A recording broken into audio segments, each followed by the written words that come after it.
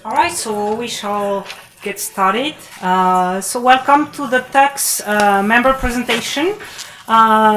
This week it's a bit crowded in the room, but hopefully for the latecomers, as I said earlier, if you may like to just make it easy for the latecomers to sit at the border of the road, that'd be great, because then they have to walk in front of everybody as the talk starts. So we would all appreciate if you could shift a little bit so that you make room for the other ones. So I'm delighted to welcome Jay Vidyarthi, one of the 10 world-renowned meditation experts for Forbes. So that's quite an honor that we have Jay here. So Jay is an award-winning experience designer and researcher focused on projects related to mindfulness and well-being. He guides teams through a human-centered approach to creating useful products, systems, and services. So examples include Muse, for a brain-sensing headband that gives you feedback while you meditate, if you guys practice meditation, and persuasive technology for mindfulness. So that I'm sure Jay will discuss probably in his talk. So we're all excited to hear about your work, and so I will hand it off to you, but please join me in welcoming Jay.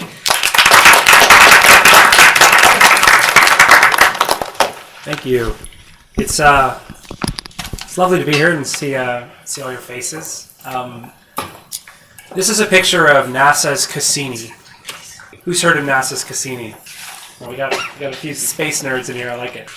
So Cassini came back to Earth last year, 2017. It left Earth in 1997. It got us the clearest picture of Saturn we've ever had before, collected incredible amounts of data, and advanced science in a wide range of fields and academic publications and leading venues. And so when I saw this, I was, first of all, just sort of, I got a little bit emotional. I was blown away by how far we've come in terms of science and technology, that we actually sent this probe to Saturn all the way very close and brought it back, and it mission successful. Unbelievable, right? The other thing that happened was I thought about that time span, 1997 to 2017, and the world that Cassini left in 1997 and the world it came back to in 2017 and how it's changed, specifically in the realm of technology, which I'm sure many of you are deeply interested in. So 1997 was the year Google.com was registered as a domain name. Since then, we've seen a massive reinvention in our social technologies, in our communication technologies, the way we consume news, productivity technologies, project management, as well as, of course, the mobile revolution that we all have our phones in our pockets that can connect to these technologies, and social media in terms of the way we connect with each other. Technology has really become a very, very intimate part of our lives. We spend an incredible amount of time with it. And somehow our lived experience, it seems to influence our relationships, our families, our friendships, as well as our identity, our worldview, our politics, our health and well-being. There's a lot of sort of anecdotal or personal experiences that align with some of these things, but we don't yet have a very clear understanding of exactly what's happening here and how we're being affected. So today what I want to talk about is three main ideas. First of all, I want to discuss the unintended consequences of technology. Sure, we have incredible benefits of what we're able to do, but we're also seeing other impacts that are important to address.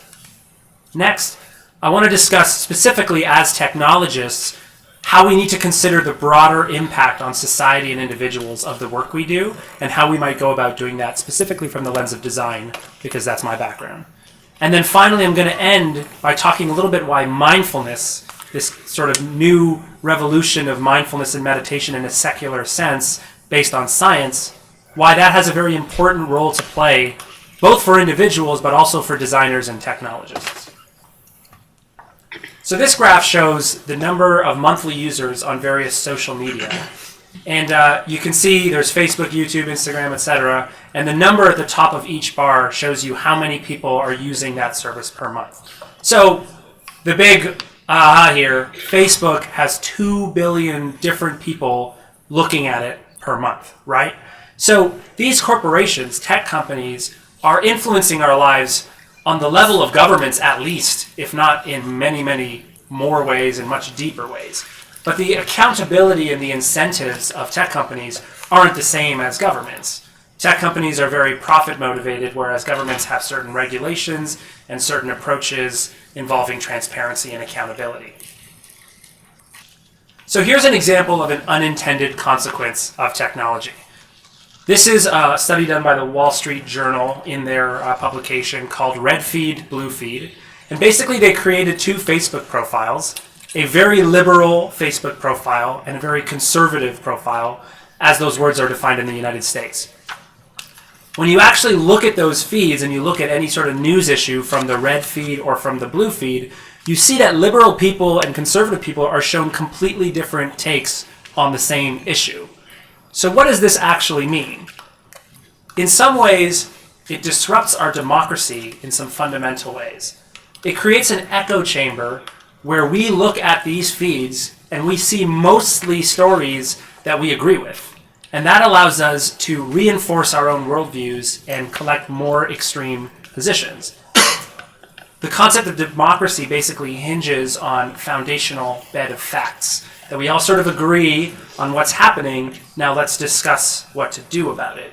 But as these facts start to distort online, there are some serious consequences. And this is especially relevant because 44% of people in the US claim to get their news from Facebook, and 20% cite it as their main source of news. So it really does shape the worldview of a healthy portion of the population. So this effect is known as the filter bubble, and it also applies to Google search results and some other technologies. So this makes me kind of think of HAL 9000. And I'll tell you why.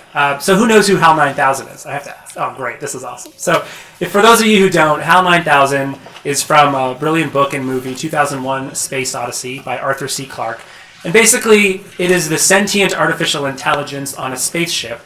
And over the course of the movie, as you might expect, it starts to antagonize humanity and, in fact, actually commits murder of some of the crew members. And there's some really chilling scenes of HAL 9000 with its dispassionate, robotic voice saying some very scary things. So there's lots of science fiction like this with dystopic artificial intelligence and robot wars and all this kind of stuff. But the reason I think about HAL 9000 when I think about the modern internet is we still are talking a lot about this potential dystopian future of AI, but actually there are machine learning algorithms and artificial intelligence algorithms in our pockets right now that are influencing the way we think and feel in some pretty important ways. And look, sure, they're not sentient, but we did create them. The issue is that we created them with fairly simple incentives. Those big corporations are interested in profit, and so they're interested in the amount of time you spend on their websites, the amount of things you click on. And so when we create these extremely powerful artificial intelligence with very, very simple incentives, we start to see some of these unintended consequences. So yeah, the dystopian future is something we can worry about. We should also be thinking about artificial intelligence today. As human-computer interaction specialists, computer science engineers, user experience designers, we know firsthand that the decisions we make and the designs we bring out into the world very much shape the world, and we also shape the thoughts and feelings of our users. So how do we manage unintended consequences when we're looking at this kind of scale?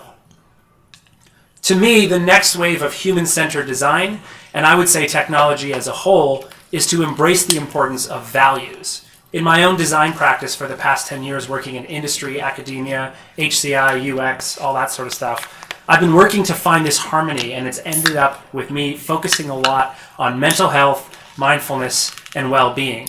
And the statistics that I've found throughout my work are pretty staggering, and they're extremely relevant to anyone who works with technology. The Mental Health Commission of Canada cites 1 in 5 Canadians will experience a mental health problem or illness. There's a huge stigma around mental health in terms of learning that a family member or friend has a mental health issue. So half of those who report having a depression or anxious experience actually never see a doctor about it, even though they claim to have had that experience. Depression costs the economy $32.3 billion a year. Anxiety costs the economy $17.3 billion a year. So those two conditions alone are costing us $50 billion a year here in Canada.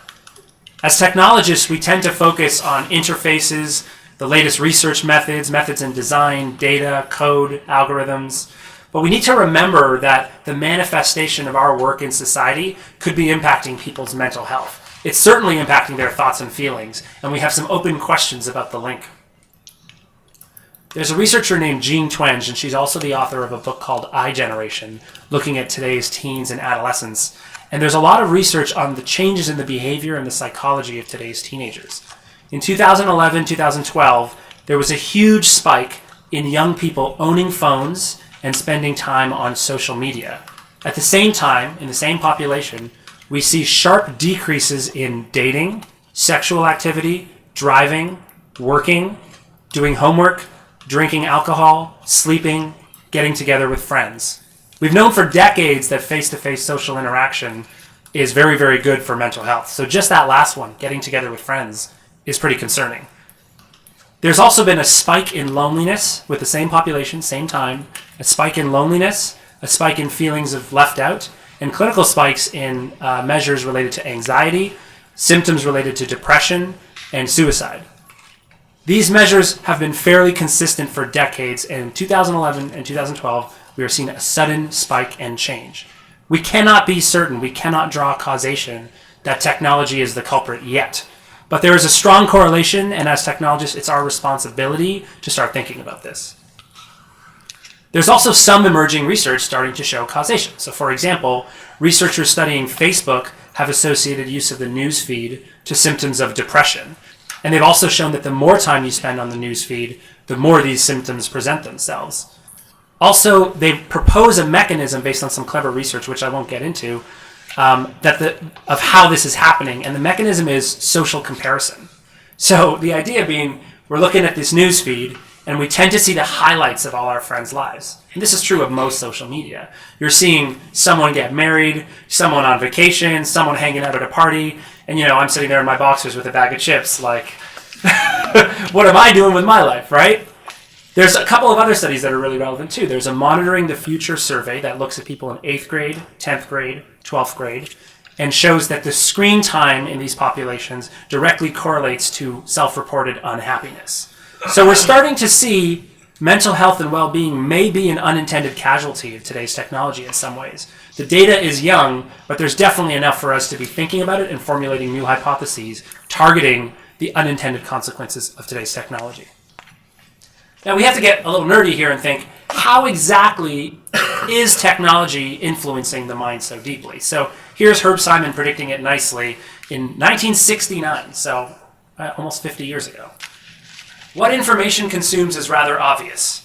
It consumes the attention of its recipients.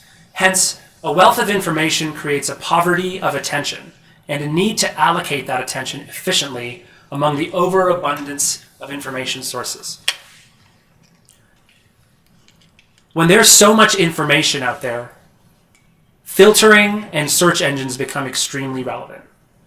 So if you think about social media, news, Reddit, Facebook, Twitter, Snapchat, you think about how these systems work. Some of their really genius insights and algorithms are filtering algorithms, curation algorithms, and newsworthy, like put the right thing on the front page. Right? Reddit, for example, uses a social mechanism to bring really interesting stuff to the front page. So we have such an overabundance of information, the battleground is about filtration. And as Herb Simon points out, the battleground is also about attention. Harvard did a study that showed that 47% of the time we spend during the day, we spend with our mind wandering away from what we are actually doing, using a really clever mechanism called experience sampling. They also showed that when your mind is wandering, you're more likely to report unhappiness. This is adults, not children. So when you think about this overabundance of information, and you think about our desire to filter that information, you create an environment where there's an excessive competition for our attention. As a UX designer, UI designer, HCI, almost all the work I've done has been about filtering attention. I basically go build a user interface to choreograph the attention, and I use that word like a dance, right? Like to choreograph the attention of the user. First, capture the attention, working with the marketing team, and then choreograph how it goes to this button and to this button and how it scrolls down the feed. And ideally, it stays on that feed for very long, so we see lots of advertising. So we're in a situation where big technology companies are aggressively competing for our attention, which is a faculty of mind. This is the missing link between how technology relates to mental health. Take a look at this picture of the Gardner Expressway, something we've probably all been stuck in traffic in at some point, right? And I want you to consider critically, like take away everything you already know, and consider critically why Liberté Yogurt has paid so much money to put their name on that billboard, right? You've got a technology there. It's a billboard, it's a scaffolding, and a big platform, right? But if we built that in the forest, it wouldn't cost very much to put an ad on it, right? Why is it so expensive? Well, it's expensive because hundreds of thousands of people are driving down this highway every day. Liberté is not buying billboard real estate. They're buying the attention of the drivers on the highway, right? Attention has become a commodity to be bought and sold like any other commodity. But if attention is a commodity, who does it belong to? Does it belong to the owner of the billboard? Does it belong to Liberté? Or does it belong to the driver, right? In this example, I can reasonably choose to ignore this billboard. Even that is kind of arguable if you really understand branding, but I can reasonably choose to say, whatever, I don't care about yogurt, right? But as our attention becomes a commodity, people are getting very, very good at mining that commodity. Attention is a commodity, that means attention is worth money. So you guys may have heard this investigation into Facebook ads being used to influence politics, like Brexit and the US election. This ad is scary. Basically, the intention is to understand a political divide around religion and morality and wedge it, to create an ad, target people, and wedge that divide to create a divide. It's a very, very new form of foreign influence in politics. You know, someone could call it propaganda or espionage or some of these words we don't necessarily associate with ourselves as technologists, but clearly we should. These massive organizations are using sophisticated technology like Facebook to create intentionally irresistible media. It seemed like a good deal. We get to connect with our friends. All they do is show us a few ads. Everybody wins. But the designers in the room and the HCI specialists in the room know about the frameworks that we have to nudge behavior and maximize time on site. We can use user interface, we can use technology to influence the way people behave, the things they choose to do, and the way they think. These services, in order to maximize the bottom line, have made it very, very easy to advertise. Who's ever put a Facebook ad up for something they're working on? Not a lot. So when you actually go do it, it's an incredibly easy user experience and it's completely automated. But the scary part is you can target very specifically. Using all of our personal information, you can decide who is going to see that ad very, very carefully. Now, unfortunately, to make this really effective, the tools are automated and there's no oversight. And so here's another unintended consequence. No one is checking who's putting those ads. You can target very, very specifically. And so some, arguably moral, arguably brilliant people have figured out how to very specifically target those who would be triggered by this ad and wedge the divide in American politics, similar with Brexit in Great Britain. I know all the theory can get kind of open, so I thought I'd bring a piece of art here. This is Banksy. I love this piece because on the left there, you can see the shape and the color of his piece evokes a very famous brand, though it's never mentioned. And I love it because it shows us just how much we have been programmed by these efforts. We all know what brand that is, despite the fact that there's no word of it on the screen at all. And so he, in that shape, talks a little bit about this issue from a more emotional point of view. They make flippant comments from buses that imply you're not sexy enough and that all the fun is happening somewhere else. They are on TV making your girlfriend feel inadequate. They have access to the most sophisticated technology the world has ever seen, and they bully you with it. So emotional, not necessarily academic, but interesting nonetheless. When they talk about sophisticated technology, that's real, right?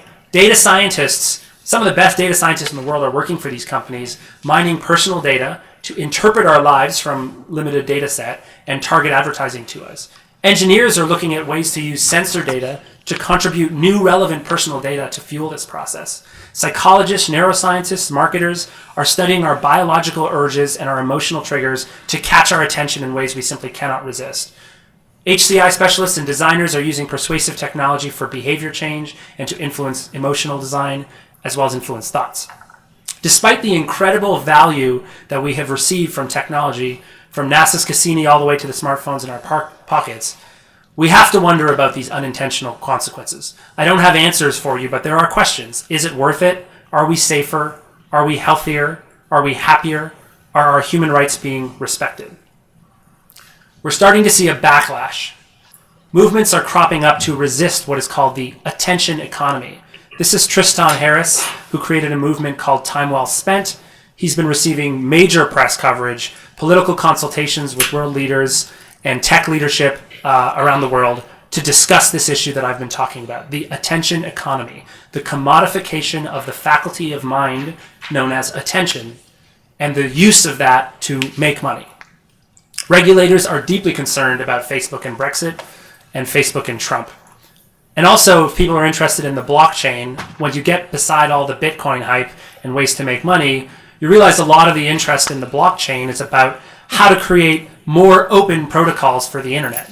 So we have open protocols like HTTP and TCP, but things like our social media, getting from point A to point B, like Uber and Lyft, these are all closed, privatized protocols. So one of the big promises of the blockchain is if we were to make open protocols for social, open protocols for transit, what would the internet look like? I think of it personally as attention activism. Everyone has a role to play. Big tech companies have to take responsibility. Governments have to think about regulation. Education has to think about the next generation. Healthcare has to think about treating the afflictions of obsessive use of technology. Science has a huge burden to actually inform this by understanding what's really, really happening. I think of previous generations and drunk driving and smoking, and I think about how my parents' generation and the generation before them think about these things and how I think about them so differently. Among my peers, the idea that anyone would drive drunk is crazy. And I remember even in high school, even the sort of like tough, cool person would never drink and drive because we have just been campaigned and so clearly educated on the issue. And you think about smoking and you think about the scientific studies about the health effects and you think about the regulation like the labels on the package and the age restriction, but you also think about the culture is that as individuals in social circles, we start to say, that's not that cool. It's not that cool to have a smoke. And we start to see these things come together and form a form of activism against smoking. And so I think that the next 10, 20 years is going to be more and more important for all of you and me and people who work in technology to think about the faculty of attention and mental health and activism from wherever we're sitting.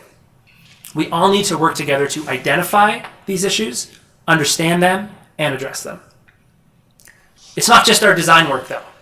There's technologies, there's governments, there's companies, and I don't want you to walk away from here thinking, wow, these big giants are just messing with us and we're helpless, right?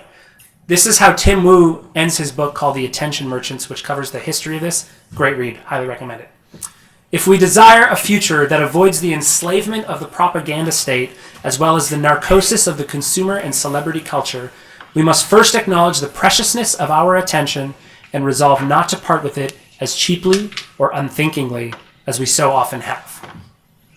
I love this quote because at the end of a detailed explanation of advertisers and tech companies and media companies, he ends with this notion of individual responsibility, that we all have a role to play in this, because after all, the battleground of attention lies within our minds, and we have some control of our minds. And so if we choose differently, we may be able to have an impact on this in our day-to-day lives as well. And that's why I believe mindfulness is very, very relevant to attention activism. So who's heard of mindfulness before? Who's practiced mindfulness before? Great. So those of you who've practiced and heard of it may know that the whole process of mindfulness is all about training your attention. There's many, many different definitions, but attention is always a big part of it. And so I believe it's an individual way that we can combat the attention economy. And we're starting to see a global movement that agrees with me. On the top left there, you see Jon Kabat-Zinn, who was the first one to introduce mindfulness to healthcare in a very serious way. And he's leading world leaders at the World Economic Forum through a mindfulness practice in the morning. In the top right, you can see the Mindful Nation UK report. the parliamentarians of the UK government have practiced mindfulness together. Based on this report, they're looking at how to bring mindfulness into the school system, into the healthcare system. Incredible advances at the political level. In the bottom left, kind of representing all the programs around the world that are bringing mindfulness to the school system. And actually, the bottom right is around the corner, the Peel Region Police Force practicing mindfulness together. Time sums it up as the mindful revolution. Very, very interesting, and I think very relevant to the fact that these technologies are influencing that faculty of attention. And we're shedding light on this through science. It may seem mysterious, what is this practice? But this is a graph of academic publications about mindfulness over the past 2 to 3 decades. So you can see in the past few decades an exponential increase in the scientific discussion of this. I could do a whole other talk on the science here, but I want to just keep on the high-level points here, which is that there are secular, non-religious definitions of mindfulness that are emerging that are driven by science. And basically what it is paying attention without judging. It's an effort to see things clearly using your senses. It's a practice. It's something you train and you improve at as you go, as you practice more and more. I'm a practitioner myself. That's me at the Isle of Skye, practicing meditation in Scotland. And I have a scientific worldview, if you hadn't noticed. And so I think it's important to say there's also a very strong value alignment between science and mindfulness. Basically, we use science to investigate without any variables. We try to take a specific phenomena and investigate it. What mindfulness really is taking that similar mentality and stance to our first-person subjective conscious experience. I don't really have an instrument yet, and if I did, it would be great. But I don't really have a great instrument to understand what it is that I am experiencing right now, what you're experiencing, what we're seeing, what we're feeling, what we're hearing in the environment around us. And so when someone goes off on retreat or when they practice mindfulness in the morning, they're practicing bringing attention to that. So we can even do a very micro dose of mindfulness right now, where I can bring your attention to what you're seeing vividly. You can see a picture in front of you. You can see it. You can see colors. You can see me. You can see a slide. And if I draw your attention to say, try to find something in your visual field that you haven't noticed yet, right? There's a big complex visual field. What's something you haven't looked at yet? And then take a look at it and try to see it with clarity as to what it is. You can see color. You can see shape. And we can also reflect on the fact that we didn't notice it. And this is just a very simple illustration of what someone is doing, what I'm doing sitting there. I can go to Scotland and be on my phone and whatever, but I can go at the end of this hike and sit on this rock and be like, what does it really sound like here? What does it really look like here? What does it feel like on my body? And reconnecting with that experience in the moment. And the reason why I attach it to the scientific method is the same way that we do these experiments and we draw conclusions. I often come back from a situation like this and draw insights like, oh, my mind tends to wander a lot about work. I think work is really stressing me out. Things like that. Now, I'm very sensitive to the sensationalization of this and the sensationalization of science. So I want to illustrate just a couple of the aggregate findings, something we've seen reproduced in science. So first of all, mindfulness has been associated with the improvement of attentional subsystems in the mind. So we actually have some evidence that attention is being affected.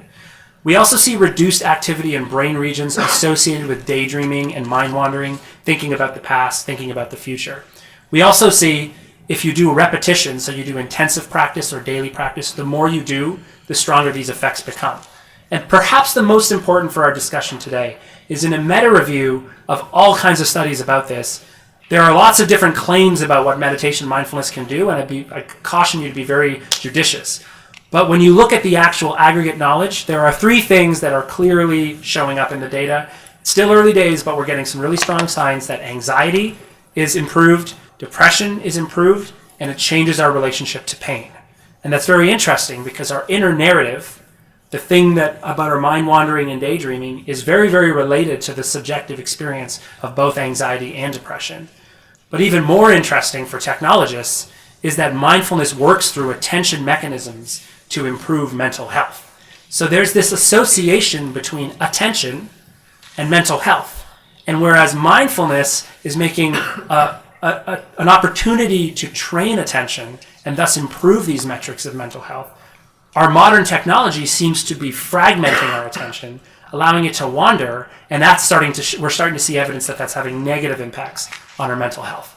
So the big question I come to you with is whether popular culture, media, and science's interest in mindfulness, is it a coincidence or is it a direct response to the attention economy? I don't have an answer to this. The science is young, but we're starting to see this complementarity. Tech influences attention, and that impacts mental health negatively. Mindfulness influences attention and impacts mental health positively. So there's a lot we can discuss here in the Q&A. We'll get to that soon. But let's bring that back home to design and technology. As designers, we need to broaden our perspective. Gonna have a drink here.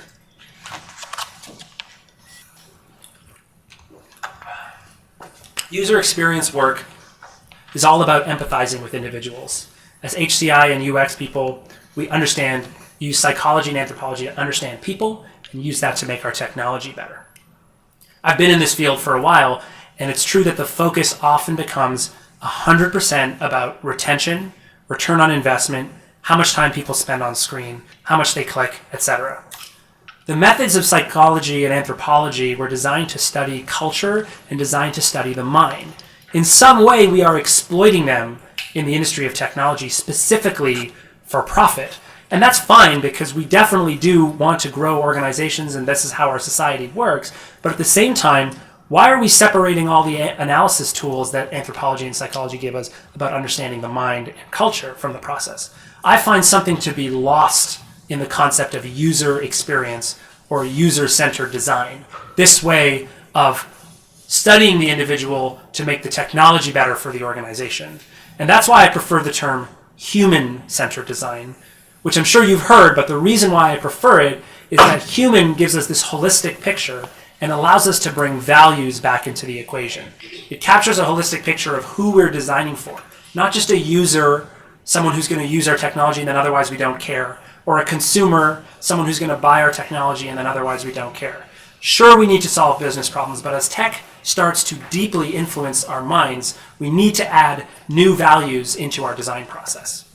And we can use tech to counter these unintended consequences. So here's Google experimenting with, if you look really closely, you'll see the top story here is being fact-checked in real time, right? So Google notices the filter bubble problem, where their algorithms are only showing you what you agree with. And then they bring a new value into their work, not just about how many clicks and whether you click on the top story, but we bring the value of accuracy, and we say, let's add some fact-checking and bring the intention to prevent that unintended consequence. A beautiful example, because it also shows we don't have to antagonize these companies. These are unintended consequences. In fact, the people at these companies are the ones who are thinking the most about some of these problems, and we need to help them.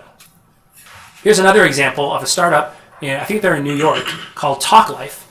And so Toc Life uses the architecture of social media, but unlike other networks, it promotes mental health. So it uses similar mechanisms. You know how Facebook has the like button and the little reactions? Well, they have hug and support. And the entire premise of the platform is to share your intimate secrets about challenges you're going through around mental health. And I'm happy to say that a lot of their target audience are in that same teen and adolescent demographic. They bring the value of mental health and compassion to that same technology of social media. This is something I just found last week. It's called Kialo, and it addresses the filter bubble by presenting both sides to an issue. So you can see here where we have problems on the modern internet where issues are just becoming one-sided. Kialo's user interface makes a really strong effort to present both sides. So I picked a challenging example. Someone raised, Donald Trump should be impeached. Pro and con represents whether people agree or disagree with that. Wherever you might land on this issue, Kialo kind of encourages you to read the most voted comments that disagree with you.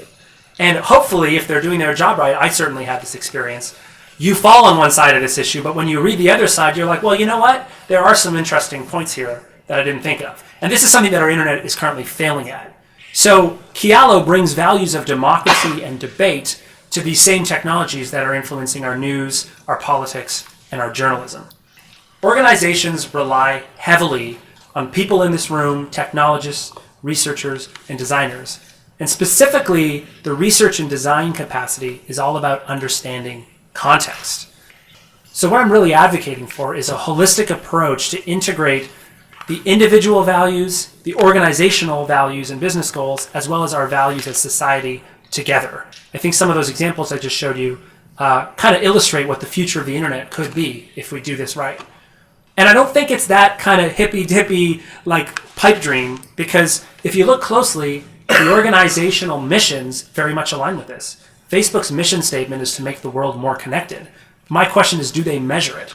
Or do they incentivize their algorithm to measure whether people are feeling more connected? A lot of us in this room have skills in psychology and anthropology. We are the people who can show them how to measure these subjective elements, right? A lot of people think tech is the antagonist, like, oh, technology is the problem.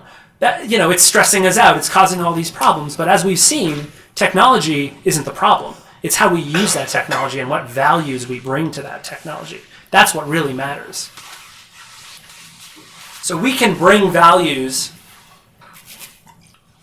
to existing technologies like I just showed you. We have Google with fact-checking, we have Kialo and Toc Life. But we can also create technology with completely different values. We can bring the value of mindfulness specifically as something that runs completely counter to the attention economy to create technologies. So Sonic Cradle was my first project in this space. I explored these same habit-forming frameworks, persuasive technology, to create a persuasive medium that creates an experiential introduction of mindfulness by connecting sound to your breathing and creating an interactive experience that mimics the same loop that we have when we try to practice mindfulness, except without some of the pitfalls around judgment. And there was some very promising qualitative and quantitative evidence about this being able to simulate the experience. I thought a lot about training wheels. The idea is not to improve meditation. The idea is to make the first experience of it very different and inviting, to give people an idea what it's like to ride up and down the block on a bicycle, so that when you take the training wheels off, you know what you're shooting for and you don't feel as lost. This is basically fundamental ideas around persuasive technology from Stanford, B.J. Fogg. And I'm not the only one exploring this in human-computer interaction research. You can see slow technology, the value of slowness, the value of making space for reflection. You can see the values of positive psychology and positive emotions. You can see the values of transformation in this transformative technology, And then you can see also the values of calming technology and relaxation. All of these mechanisms about understanding the mind, understanding the brain, and applying them to design technologies that are for different purposes.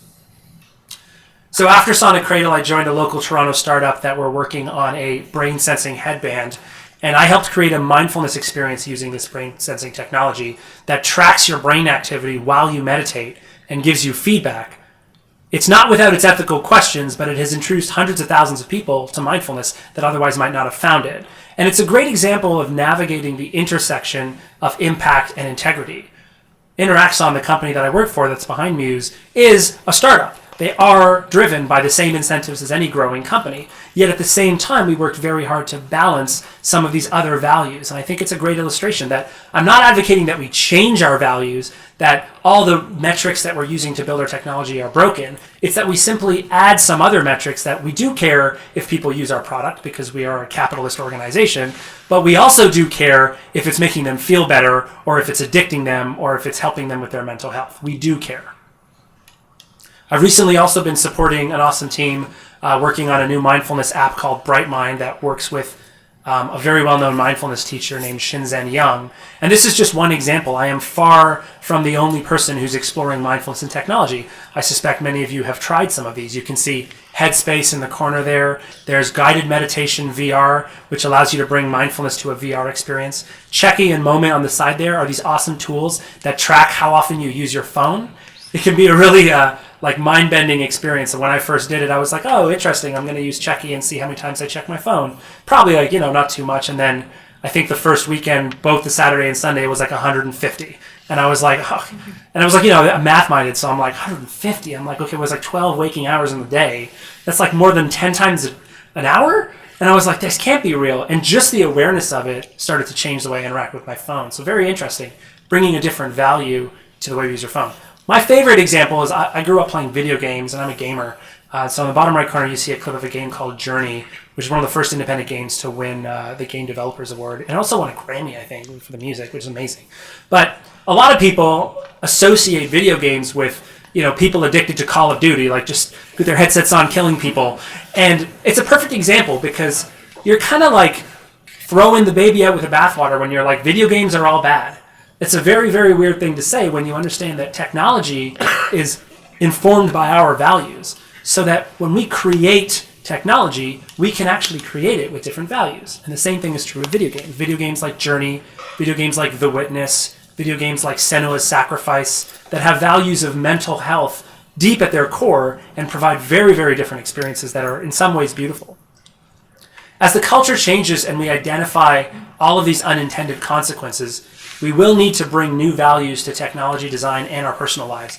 And I believe the values of mindfulness will play a big role for a couple of reasons. Number one, as you've seen, it's a natural counterpoint to values of the attention economy, which are dominating the way we interact with technology today.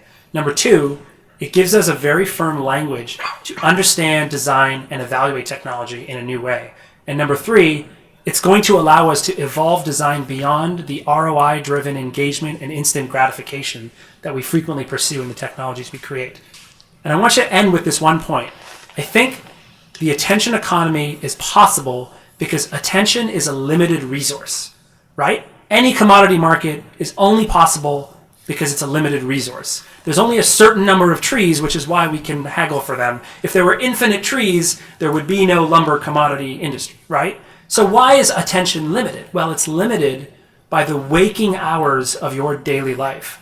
So as organizations are competing to capture and resell the faculty of attention that ultimately belongs to you, let's take a moment to remember that it's you who chooses what to pay attention to. And I find it interesting that it's the word pay, that we pay attention in this attention commodity market. Could anything be more precious than your waking conscious life? Mindfulness is not just about well-being anymore. It's a form of activism on an individual scale. It's a chance for us in our daily personal lives to resist the attention economy that freely trades our well-being for profit. It gives us an opportunity to reclaim the individual choice on how to spend this commodity of attention, and ultimately on how to spend our lives. Thank you.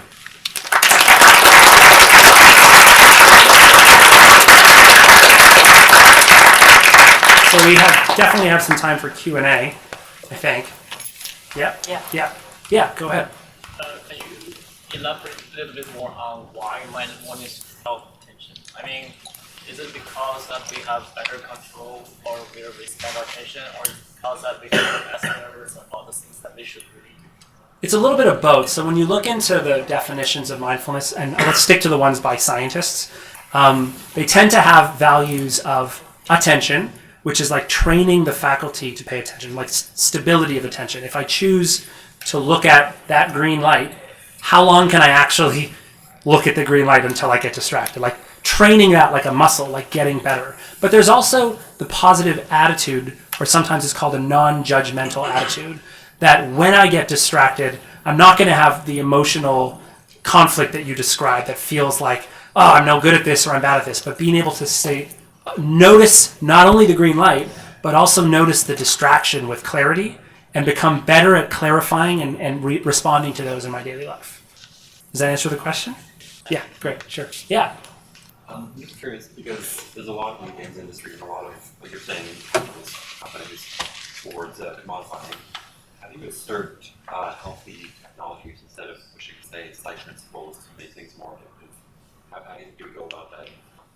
Yeah, so I think my big belief, it depends on the company because culture is everything in an organization, but my big belief is that we don't replace, we simply add. So we add new values. We are measuring how much people play. We are measuring, how much whatever. But let's measure how much they're enjoying it. Like that's an easy in. Like let's get subjective, how much they're enjoying it. But then also let's, is this affecting other things that could matter, like their sleep or their attention and stuff like that. And ultimately, depending on the company, but any company that's worth their salt, if you actually look at their mission statement, you'll find this is all there. So when you're sort of talking to your sort of leadership or the executives or whatever, I highly recommend bringing up the mission statement and being like, hey, we said that we're trying to make things more enjoyable for people. And we're noticing that people are really feeling regret when they get off their laptop at 4 a.m. And I don't know if we can really call that enjoyment, and I don't know if it's aligned with what we're trying to do as a company. And I do believe there's a win-win situation. I really want to underline these are unintended consequences. And I think, in my experience, when you sort of go upstairs on that, people are actually, if you articulate it right, people are on board with bringing some positive values. Because a lot of these tech companies are just trying to make the world a better place, and these are unintended consequences that are done without care. And I do believe that design, as I mentioned, as people who focus on anthropology and psychology and understanding people, we are in the best position to advocate for those people's well-being. And we also have the methods to do it. Yeah. Over there, yeah. So, you were saying to introduce these other incentives, right? Yeah. So this is kind of a two-parter.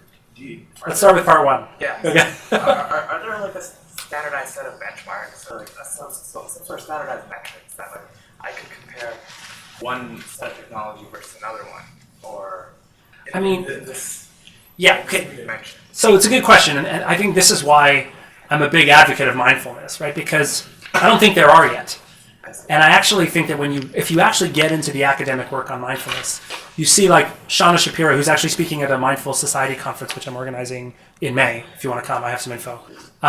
So she defines it as intention, attention, and attitude. Okay, so let's just take intention, for example. Intention is a huge value around social media. So you use social media a certain time, and the design is to optimize how much time you spend. But let's say, what if we design for the intention? What if Monday morning, a social media asked you, how many minutes do you want to spend on social media this week? Set an intention. I would only like to spend, 3 hours throughout the whole week. I only want to spend 3 hours on social media. And then on Sunday, it's like, hey, you actually spent 4.5 hours on social media. And then we're measuring whether the use of the product lines up with the user's intention. And I think that's an interesting example. Similarly, we could talk about attention and attitude, but you get the idea that this is why I'm so passionate about mindfulness, because it's not just about like wearing a robe and like going off to some temple. It's become a part of our society for a reason, because the scientists that are working to operationalize what this attentional practice is, in that literature, there are incredible values that we can use to answer your question. Yeah, go ahead. So I kind of came from a similar place as you. I'm also doing research on mindfulness and regular cases. And I think it seems to me that, so actually let me sort of rephrase maybe your point. Something like mindfulness is going to lead to more ethical design by inserting a certain kind of set of values into a design process or into sort of companies running in some way, such that you're going to counteract this commodification of attention or just profit motive in general by sort of inserting mindfulness value. Right? I'd say balance it as opposed to counteract it. Just balance, so we have metrics on both sides. Yeah. Well, we sort of say, well, these are causing some problems, right? Yes. And then we want to do something such that we're going to mitigate those problems. Right?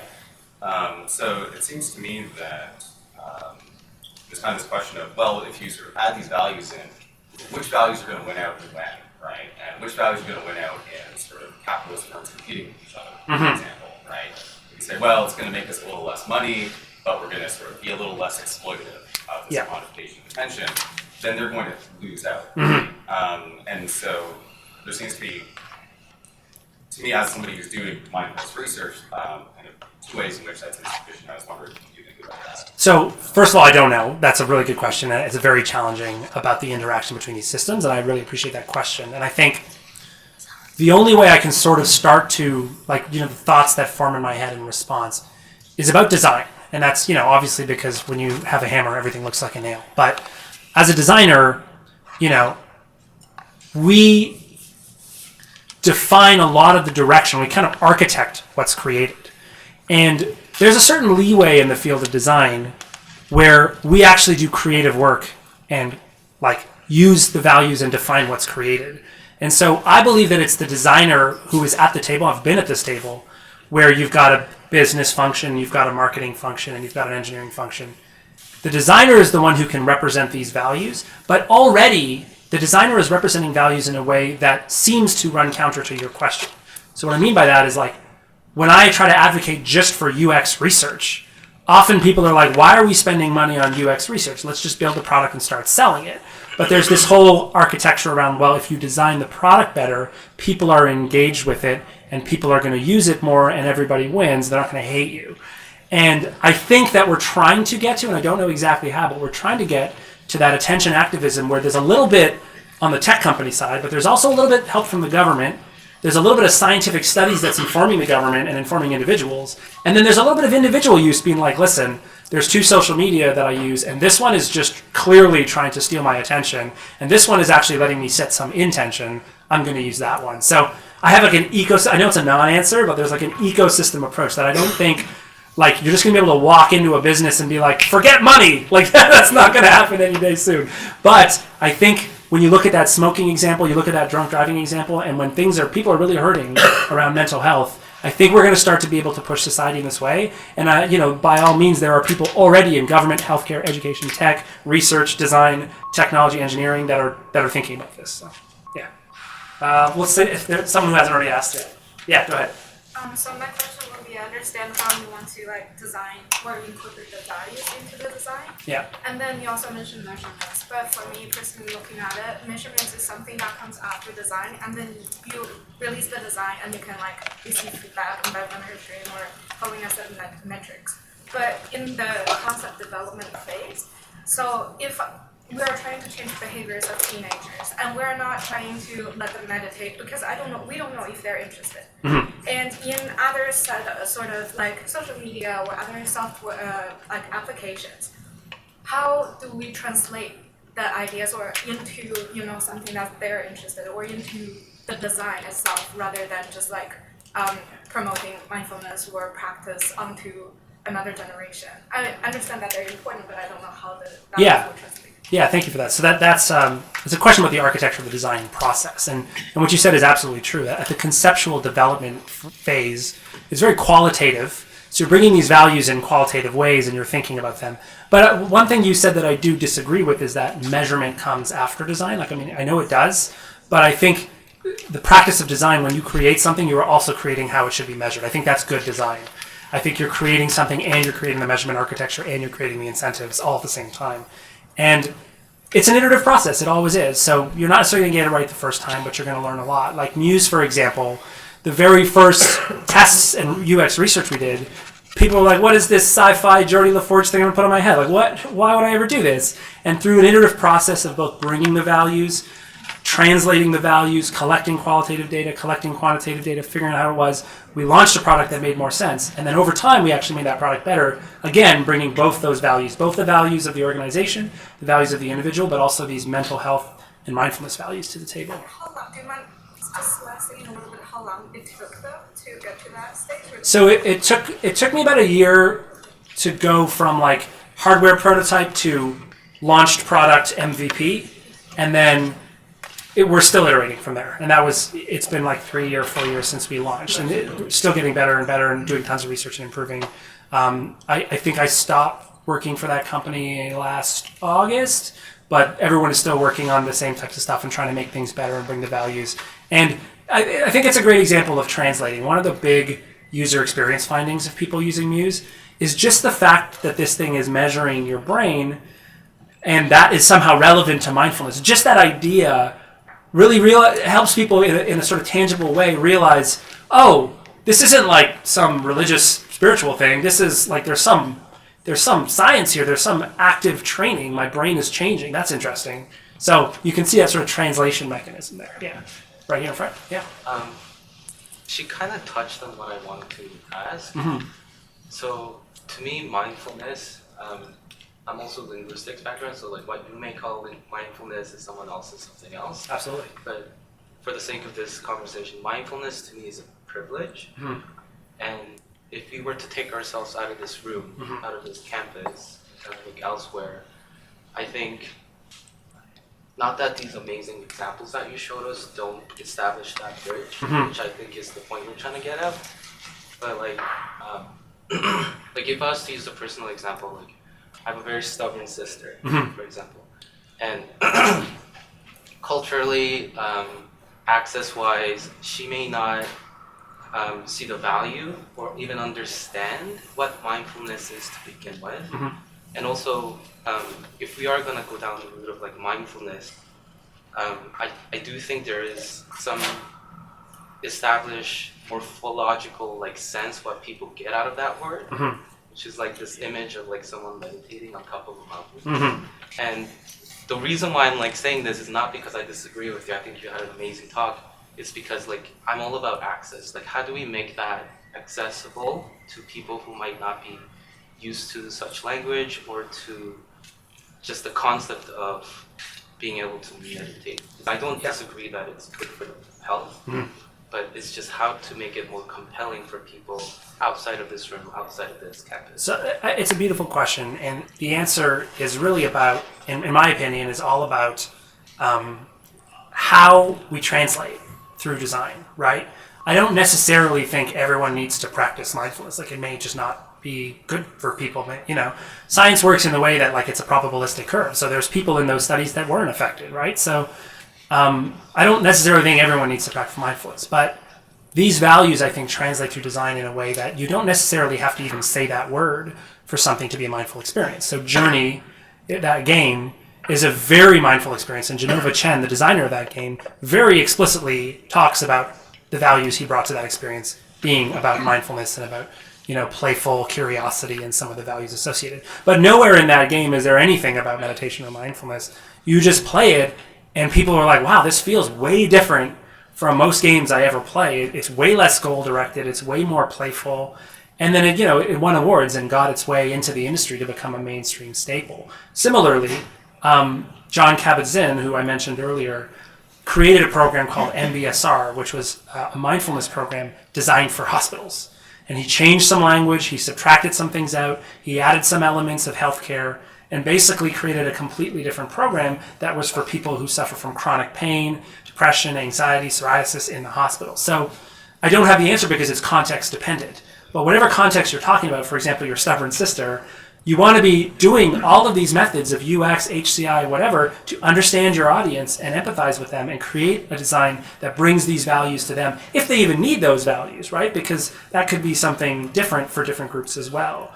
I want to also say that the Center for Mindfulness Studies here in Toronto that offers MBSR courses, they offer courses for people of different cultures, people of indigenous background, people with low income, and they have different teachers who are experts and social workers in these areas who change the language and translate to different people, taking the science-based secular approach to mindfulness and bringing it to different audiences in different ways. So those, to me, they're not interfaces, but they're also designs.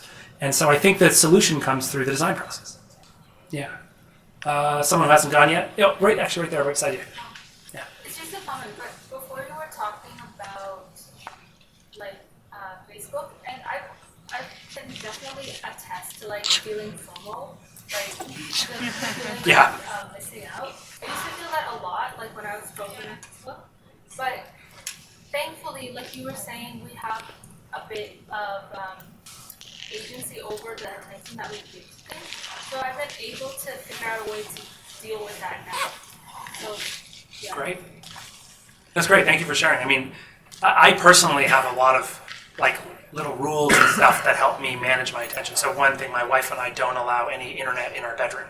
So it's like we have to make that conscious intention, like it's time to go to sleep now, and then all that stuff is gone, right? So, there are tools also digitally that allow you to measure that, but it's like, I think that's a great, beautiful example of choice, of saying, you know what, I'm noticing that this is giving me FOMO, so I will choose to use it less, and I think that's a great example, so thank you. Yeah. Someone else who hasn't spoke yet? Yeah, go ahead. Hi. So when I was looking at your talk online, and I guess also when you were talking about it here, the term, design activism. Yeah. Yeah. I was wondering, because like this talk was very mental health, mindfulness focused. What are some other ways that design activism can like relate to social issues or equity? Yeah, so I'm not a big expert on design activism. I find that the specific area of attention activism is where I'm focused. There are some people you should definitely be reading that are not me on that. That being said, I think a lot of the way that we structure the things we create, whether they're technology or not, to stand up to certain marginal issues like income inequality or sustainability in the environment would be examples of design activism, of applying design to represent a certain activist cause. I'm sorry I can't say much more about it, but I think about technologies like Kiva, it just comes to mind for some reason, which is a microfinancing crowdsourcing platform where you're using these principles of design to help people in the sort of wealthy world create microfinance for the third world. And these types of interactions are applications of these technologies in design to create some sort of activist bridge. There's some great examples in sustainability as well. Yeah. I mean, you can argue that electric cars are a part of design activism in some sense. We're starting to see hybrids and electric cars really become more and more normal. They really weren't. They really weren't in the 90s, and you start to see how that culture change happens. And certainly there are designers involved in the way that you experience an electric car, both from the outside and from the in. So, yeah. Okay. I think any doubles can... Oh, over here. Yeah. Aside from actually prompting users for feedback, are there any strategies or techniques for starting to quantify those very qualitative, subjective things like enjoyment? Yeah, I mean, certainly you can get into experience sampling, just offering someone a random question that's a one click, how are you feeling right now? Because at aggregate numbers, that data can be really interesting because for the user, all you see is how you feeling? Oh, I'm okay. And you keep going. But then at the aggregate, you can be based on the amount of time you spend on your site, the feeling goes down, et cetera, et cetera. So that's sort of one type of methodology. The other thing I think has to do with based on the interaction paradigm, whether it's a touch screen or whether it's the mouse or whatever, you can actually pick up some interesting factors of attention, what people are clicking on, what they're paying attention to, what they're noticing. And you can use that to sort of quantify whether attention is fragmented or whether we're focused, whether we need things out of the way. And this is something that people use to sell all the time. If you notice, you put stuff in your Amazon cart, and then if you say, I'm going to check out, all the navigation disappears. Because they're we just want you to go straight to buying now. We don't want you to get distracted by maybe buying something else. So what if we take that same principle and we apply it to something like well-being? It's oh, you've entered a chat with your friend.